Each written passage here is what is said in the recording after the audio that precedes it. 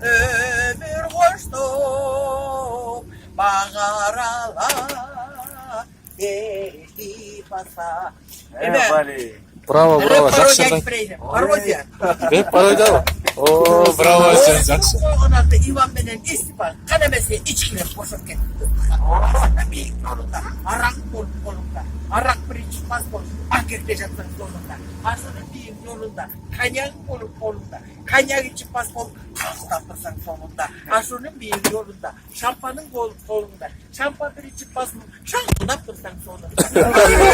Bravo, bravo. Susuzluk kolunda, susuzluk için solun, sırkayı pırsan sonunda. Bravo, bravo.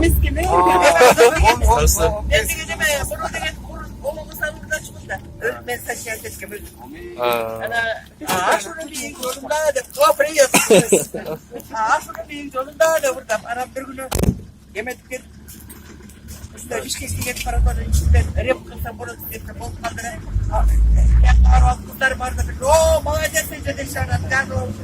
Başta bir rep koydu. Son. жақсы екен өзі. Алмаз Атамбаев тендерді таппайсаңыз дайыр жалын. Bir kuplet çepepez. Almazbek Atamбаев. Alatomum akarlarım, ısı koldün şıvırakan meni sırlarım.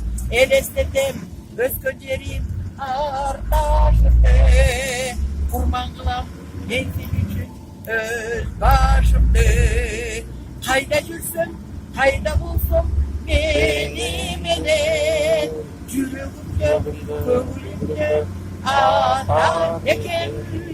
Süyünde de, kaygımsa da benim canım. Seni benim Atatürk'üm, Kırgızistan'ım. Elenirdin, Meryem'den gözlerine. Babalarının unutulmaz sözlerine.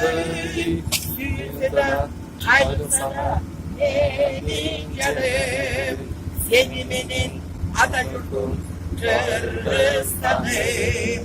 Aman bolluk akıl bakcan Kırgız elim. Gülde vergin alakınday Kırgız elim. Dünyanın bulgurçudan şansı vergin kılın kesken Kırgız elim. Pripye boşandan Kırgız